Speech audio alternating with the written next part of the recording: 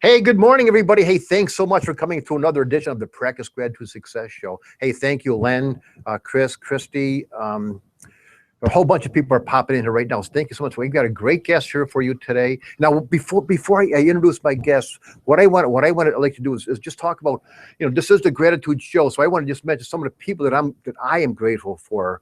And what I do every first thing in the morning, I make a little list. I put it on Facebook, and then I go and do my videos. Do my morning video. So today, the people that I mentioned, because a few people I wrote down that I forgot to mention their name inside of the video. My good friend Claire Coombs, who came over here yesterday because my power was knocked out. She was going to take me to the Home Depot to get some flashlights and cameras and things like that. Tammy Malone, Bonnie Edelambo, so I didn't mention Tammy's name. Debbie Garcia, Marie Bednar, Tara Ann Moffitt, I didn't mention her name either. Jessica Mold, Jules Dvorak, Mary Espinoza, Tanya Myers-Niemiec, our people in our Stanya Monica Mendez, Elizabeth Zimmerman, and then people in our team, Gloria Ford Shaw, Len Mooney, Jackson Christie Kelly, Dr. Doug Fireball, and his wife Jody. Thank you so much, guys. You guys just make my day so much better. It's so great to be surrounded by such greatness. Hi, Alan. Good. I'm glad you can make it here today. Hope you're still alive there with the win that you have, because Alan lives over in Arizona, and we're doing in our little group chat yesterday. We're doing a blow by blow thing. The storm that I have here today is heading over to Arizona, is getting Alan. But anyway, so today I've got a person that's on the other coast over there, Clive Jeffrey. Now, Clive is a guy that you always see with the little parrots on his shoulder right there. He's a marketer, somebody that I've known for about maybe a year and a half, 2 years, the whole My Elite System Pro community. He's just a great guy. But what I want to find out today from Clive is a little bit. I know he's a marketing genius. He's learning all these things. I want to find out more about Clive. Who is Clive, and where are you from? So Clive, welcome so much. Thank you for coming here today. I really appreciate that. Well, Bob, thank you so much for having me. I'm really grateful to be here, and I'm grateful for all the community just like you are, and I really enjoy your daily gratitude show and your videos. So thank you so much. I feel privileged to be here. Thank you for having me. Well, thank you so much. Now, I asked Clive right before he came out. I said, Clive, because I've known him for a couple of years, but I didn't really know him like real intimately. So I said, are you from New Zealand, or are you from Australia? No, from New Zealand. Well, I was actually born in South Africa, and then I moved to New Zealand when I was 15, and with my family, and I've lived there ever since. And then moved to Florida from there in about 2 years ago. Okay, so what brought you to Florida? Well, it's quite funny, really. When I first left school, it was about 1984, I went with a couple of mates of mine, and we traveled around the world, backpacking around the world for about 3 years. And I happened to come through the States, and while I was here, I met my wife, and I actually took her back to New Zealand as a souvenir. And listen to this guy. Yeah, and then we got women. Yeah. So we used to come back just about every year to visit her family, and we basically started a printing and graphic design business in New Zealand in 1990, and it was about 2012 when we were over here. We've got 2 kids, a son, Scott, who's 15, and my daughter, Jess, who's 17. And back then they said, they wanted to go to high school over here. And at that stage, I was sick and tired of my printing and graphic design business. I'd been in that printing game for about 30 years all up. Wow. And I was ready for a move and a change. And we thought, you only live once. So we said, what the hell? So we sold up, and within 6 months, we were over here. Interesting. So my wife from Maryland, but we didn't want to go up there. It's too cold. So we chose Florida, but literally from the map. We sort of and picked St. Augustine because it looked pretty cool. The pictures look cool. And that is pretty cool. Did you know? I'm sure you probably know that's the oldest city in the United States. Yeah. No, it's got a lot of history here. It's a really neat place. It's lots of character, and so we really liked it. We've been here, as I say, 2 years now, and just love it. The kids have settled well into school, and it feels like home away from home. Now, so where were your kids born then? They were born in New Zealand. So, but because my wife's American, they've got dual citizenship. They've got both American and New Zealand passports. Oh, that's cool. Yeah. So quite lucky. I just had to come on a green card. So I've just got a green card. I think I've got to be here like 5 years, and then I can apply for citizenship. Oh, okay. So you got to go through the whole procedure. You got to go through the whole thing. Yeah. Yes. So that's pretty cool. So Clive, so then you said you wanted to get out of the graphic design business. Why did you want to get out of it? Well, just to what? Yeah, well, but I mean, I was always in the sales side of things. When I left school, I got a what they called a sales cadetship, and it happened to be in a printing company. And so I was always learning the ropes of sales and customer service, and that's what I've been in all my life, really. And then it so happened that because of that experience, it was the obvious choice. When I always wanted to work for myself, so it was the obvious choice to do something that I knew. And so we set up the printing and graphic design. So yeah, I mean, I can't even draw a stick man, so I always hired staff for that kind of thing. So and it was just it was very, as I say, after doing it that length of time, I was just ready for a change, because it was always dealing with precious stuff like print deadlines, because a lot of our clients were advertising agencies. And we would look after and produce the print side of a campaign, and they would organise TV and radio.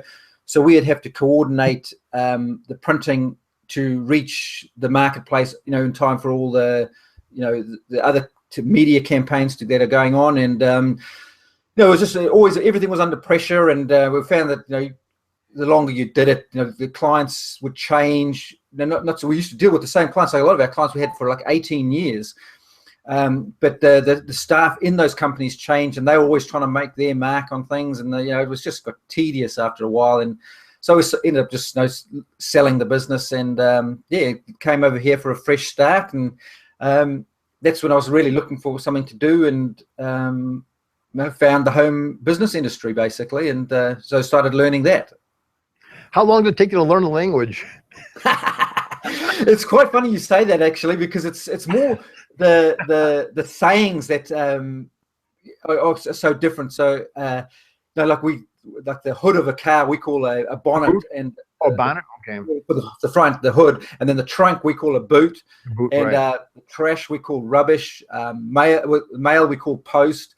So just little things like that. So people always laugh at you so now I've learned to sort of which words to use. So it's quite funny. The elevator is a lift, right? Yeah, the lift, and yeah. Well, that makes sense. I mean, you're gonna get a lift. That makes sense. Yeah. So Clive, so let's get into the parrots. Right. What's up with the parrot stuff? Yeah, it's funny. My grandmother originally kept and bred parrots, and I must have caught the bug of her, because I've literally had them all my life. And as a kid, I had smaller ones, and I had always had my goal to get into to have a macaw, and I eventually ended up getting that. And I was actually we used to live on 20 acres there, so we had my wife used to breed Scottish Highland cattle, the furry ones with the big horns. And I kept the parrots, and I ended up at the height of it, I had probably 40 different aviaries of different tropical parrots, and we used to breed them. And so it really kept me busy. But it's always been a fascination of mine. I really like them, keeping them as companions, as pets. And I used to come over to the States on our trips over and actually do training courses with the guys that trained all the birds for the Disney shows and that really? type of thing. Yeah, so I had met other guys, like the one guy, Joe Crathwell, who's the Birdman of Las Vegas, and he sort of took me under his wing, excuse the pun, and so he helped me train the birds, over the internet, basically. And really, I didn't know birds watching. Yeah. So I actually trained some for TV commercials and that type of thing, but purely as a hobby. But I got paid. Got paid for doing those kind of ones. Where is train them to fly outside and come back when they called, and so it's really quite neat building a relationship. So it's again all just building a relationship and trust with them. But yeah, I've always been fascinated by them. So that's pretty cool. Now, how many do you have birds now? My birds they're in New Zealand with a friend of mine on his farm. So I don't actually have any with me now. I've sort of the ones, if you look at my Facebook page, the ones all over me, they actually belong to a parrot rescue where I volunteer when I can. Okay. But I'm sort of looking for the right one. But we're living in a suburb neighborhood now, so I've got to be conscious of the noise, because they can be pretty loud. So I'm looking for the right bird. So hopefully soon I'll find something that suits the situation. Yeah, I had a green cheek conure for a real long time. Oh, okay, yeah. Yeah, she was in love with me. I couldn't leave the room. She'd be screaming for me all the time, and she Yeah. was always on my shoulder, always sitting on my shoulder all the time. Cool, cool. They do poop quite a bit though. Yeah. I imagine those bigger ones probably poop a lot more, a lot bigger when they do it. You know. Yeah, it's actually, you can actually train them, like potty train them. So You can.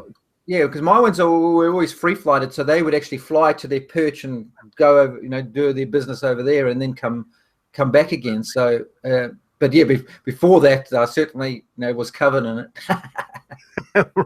Yeah, I can imagine. So now, Clive, so you came over to the States, and then you wanted to get into like a home based business. You wanted to work on your own. So I think that's probably like where we met up. We met up through a thing called My Lead System Pro. Yes. And so you are a marketer now, where you do, you help other people to learn how to do strategies and make money online. So you want to tell us a little bit about that and what you do there? Sure. Yeah, because when I first came here, I really didn't know what I wanted to do. I just knew I wanted to do something different. I was tired of the print game, but I always was being, in the sales and marketing side of things. And so it's very people orientated stuff, and I enjoyed that. So I was actually looking around and working with a real estate agent, because I was looking at dabbling in property investing, because I did a bit of that in New Zealand as well, and got, like a lot of people, got burned over the last crash. But I was looking at dabbling in that, and then one of the real estate agents that I was talking to said no, because I was asking, I wanted to network with people and meet people, because I literally didn't know anyone, So she said, oh.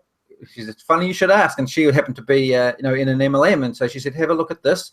And I thought, wow, this is pretty interesting. Didn't know much about it. So yeah, I joined up, and then I quickly realized that I needed people to talk to. So, and I didn't know anyone. Right. So I went online looking for, how I could generate leads, for people to talk to. And that's when I came across MLSP and one of Mark Harbert's videos. Okay. And so I thought, oh, this looks like exactly what I need. But because of, being a baby boomer and never really had anything to do with computers. We had, in our printing business, we had fully equipped graphic design studios. But as I say, I had staff that did all that. So I always used to joke that I had those voice-operated computer systems where you could just go and talk to the person and they did it for me. Exactly. Yeah. So, and we had our own sales software written, so you could just enter the details and it would do its thing. But as far as any other computer stuff, I was really pretty much computer illiterate, So it was been a big learning curve for me, and which I've really enjoyed. But it's really just taken me, the first year and a bit to feel comfortable. I had never used Word. I had never used. I had one of those flip phones before, so I could record a video on my smartphone, but I couldn't upload it to YouTube. So it took me ages to figure all that out. Oh yeah. So it was quite a steep learning curve, but I feel finally now that with all the help and that's what I like about it. I think we met on Bert's free daily coaching, right? And that community. I still watch it every day, to be around those people, and I'm so grateful for all of you guys, because it's really what's inspired me to keep going. Because I'm sure anyone working with technology has those days where you just feel like I just can't do this. And but when you see everyone else chipping away and making steady progress, you think, well, you come back and remind yourself, just look at it from a different angle and keep trying something different, and it'll eventually work. And the more you do that, the more you learn to learn. And I think that's one thing I learned with training parrots is that if you wanted them to do a particular behavior, you have to know what that behavior is that you want them to do, and then figure out the steps to get there. Because if you don't know what you want them to do, it's like you're going to get nowhere fast. And so that has funny enough has really helped me. So I knew what the end result was, then I could break it down and figure out the steps to get back to it. So like reverse engineering it. So exactly, yeah. Yeah. And I think being able to be around the people that were going through the same sort of learning curves has really been the key to keeping going, and to be able to talk and ask questions of them, and just get the support, and now, yeah, slowly starting to see some results. One person away from L2 now. Nice. Yeah, so it's really, really enjoying it. It's and it's like anything. The more you know, the more you realize you don't know, and so it's your continual learning process. Because I really felt like, even though I was with my printing business, what I did on a daily basis hadn't changed from day one to when I sold the business 23 years after I started. I was doing exactly the same thing. I hadn't really learned anything new. I mean, obviously the printing, there was technology changes within the printing industry, but at the end result, I was selling brochures, and printed point of sale. So it was how it got there. It didn't really affect me. I just spoke to people that wanted it and then delivered it. So Right. now it's been quite fulfilling and rewarding to get back into that learning process. And it's a confidence building thing too, because you get to the point, I'm 52 now, and you think, wow, am I too old to learn this stuff? And you start questioning your abilities. And but when you start making steady progress, because of your consistent efforts, and start seeing the results, you realize that you can do it. And that's also helping, because then you can now feel that have the ability to encourage others, because I've been through it myself. So that in itself makes it easier to approach people, because you start having self-belief that you can do it, and that if they just follow the steps that you did, then they'll get the same result. It's simple as that. Don't you find that when you actually teach something, even if you don't know it, and I'm going back, I'm using Bert as an example, because I remember, we'd be on the early shows of free daily coaching, and he didn't know what he was doing in a lot of cases, but we were all kind of like learning together, and as you teach it, you learn it as you move along, huh? Absolutely. Yeah, that's just because just as you're trying to explain it, you're thinking through and verbalizing what your thought process is, and that alone just reinforces them. And I think it was Einstein said that if you can't explain something simply, you don't know it well enough. And that it's so true. If you're able to think of what needs to be done and then verbalize it, and just the fact of going through that process of trying to verbalize it, even if it's into a blog post or into a Facebook post, or even over the phone or over the a hangout like this, it sort of reinforces it all. So it definitely, and that's where you can see the value in what Ray Higdon preaches, the invest, learn, teach.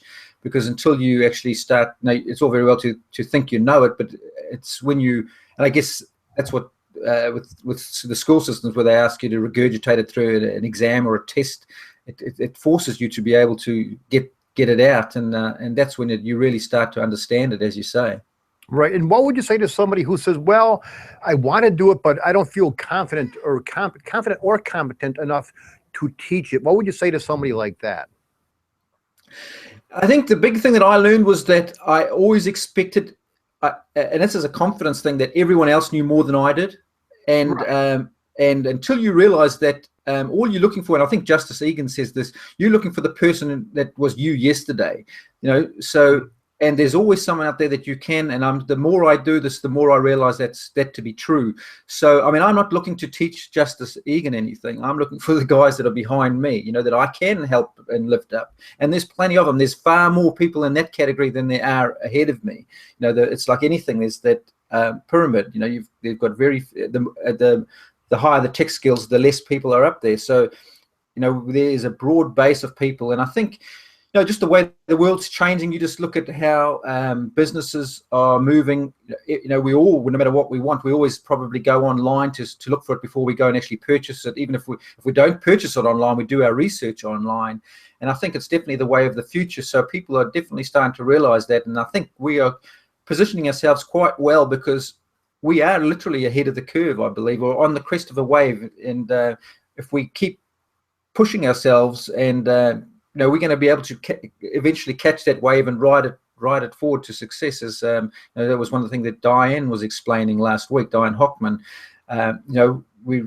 She was describing it as paddle, paddle, kick, kick.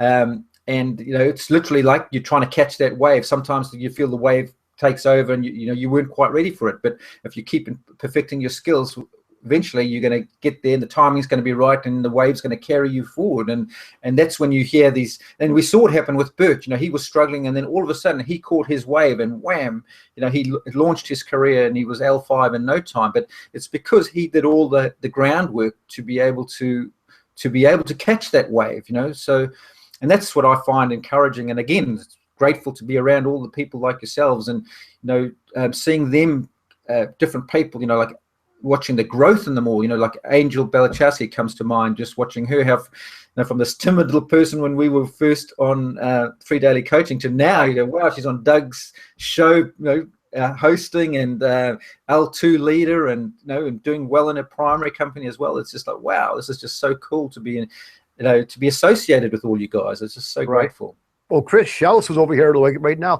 She actually hosts Free Daily Coaching on Friday. Yeah, on Fridays. Yeah, it's just amazing. It's just amazing. It wasn't too long ago, because she was always on the Lunch with Len show. Len Mooney's here as well. She was always on there, and just a perpetual learner, just learning. And then I remember Len telling her, say, "Hey, Chris, start doing a video," and she was like, "What? A video? Me? No, I'm not going to do it." And now you can't get her off the video. I know. If you need to know anything, you just go look for one of Chris's videos. She's bound to have done one. And if it's not, you just have to ask her, and she'll have it whipped out in about 5 minutes. go to Friday Night Live with Jackson and Christi Kelly's show, Friday Night Live, and then when they get into their little their singing routine, Chris is there with their black glasses on, her black hat. She's out there dancing. She's a cool cat. and plus, I tap into her a lot when I need technical stuff. Her, Len, everybody. I'm still climbing up this slope myself. There's a long way to go up there. It sure is. It's but yeah, each rung, and that's the thing. You only have to go one step at a time. And you can't jump the stairs. You've got to actually take that one. And that's been really hit home with the stuff we've been working on with Diane. She's taken us, and what she literally called it, back to the beginning.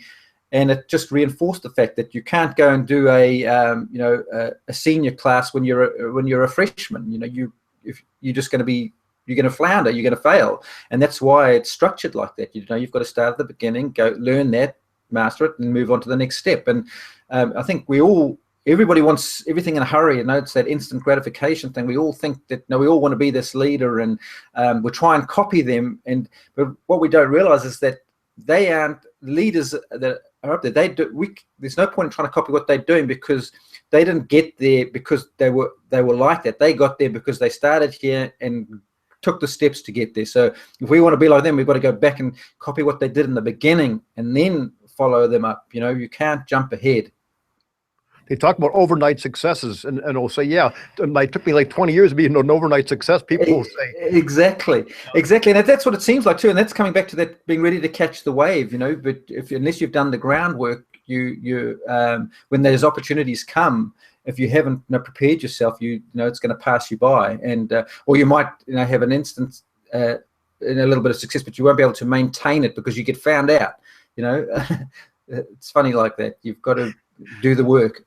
Right. Now some of the struggles that I see people have a lot is they sometimes compare themselves with other people. And I think that kind of goes in with what you're saying here right now. Yes, I think we all struggle a bit like that. And it's like, well, I want to be like them, or I wish I was. How come, I did exactly the same, Facebook post, and they had all this interaction, and mine was crickets. Right. And it's because they've done the work, and they've built the following, built the audience. But again, that didn't happen overnight. It was happened over time, and again, it's coming back to the providing of the value and sharing what you learn, is what we were talking about earlier. We've got to, no matter how insignificant we think it is, there's someone that is looking for that bit of information, just like we were. Like, once we know it, it's a sort of our obligation then to share that value and keep the cycle going. Right, and it takes a while to learn those things. But I think even more important. Well, I'm going to ask you what you think about that. How important are relationships that over strategies and things like that? How important is that to you to actually build relationships? I think there's nothing more important. It's like no matter what you do in life, it all comes back to your relationships. And being a previous business owner, I literally haven't had a job since 1987. So I've always been working for myself, and I knew that with that, the relationships I had with my clients and customers was what it was all about. It takes everything else out of the equation, like price and all that kind of thing. If they trust you to be fair and honest, and you're going to get the result that they're looking for, they will come and deal with you, you know. So, you know, the old cliche, people deal with those that they know, like, and trust. And I think that is probably one of the truest statements out there. And again, that comes back to being genuine and not being able to fake it. You know, you hear the thing, fake it till you make it. And I think a lot of it, the intention there is correct. And it's like, you know, you've got to act like a leader, be confident, and share and teach what you know, but teach at the level that you know, not try and teach strategies that you haven't had success in yourself. And I think that's a lot of where people get caught out, or mistakes they make, or they try and teach these, or they promote, let me show you how to get 50 leads a day, when they're not doing that. You know, that there's just a mismatch there.